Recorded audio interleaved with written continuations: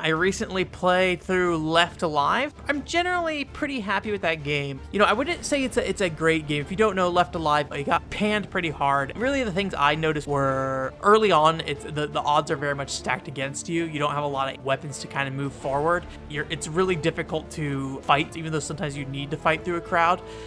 So a lot of the times you just kind of want to run past everything. But once you get past that first mission with each character, when they just start with their pistol and like 2 grenades, each character builds up an arsenal that is retained through the whole game, basically. And as you get more equipment, it becomes more about like strategic third-person shooting than it does stealth. But it is very much, I think, intended to be a game where you're using the resources you have to defeat the enemies in front of you and not necessarily just hiding from everybody. You can handle enemies, but you have to be smart about how you're handling them and how many you're handling at once. So there's definitely like needing to make sure you don't just like burn 120 assault rifle shots on like one guy trying to kill him. So you need to use things like, you know, grenades, Molotov cocktails, any various items you have to whittle down the health of enemies so then you can use your final bullets to finish taking them out. In terms of the stealth stuff, early on I had a lot of trouble figuring out like, you know, exactly when I would be caught and when I wouldn't be caught.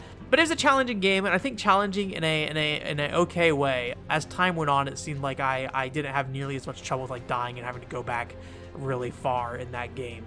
I do really like the dialogue in that game and the characters too. I didn't really understand the story, but I wasn't reading like the archive files and things like that. When I stream games, it's hard for me to pay attention. But I enjoyed the characters. I enjoyed the cheesy dialogue. I'm always into that like B-movie dialogue. I'm pretty sure the bad ending, but I actually looked up the ending online.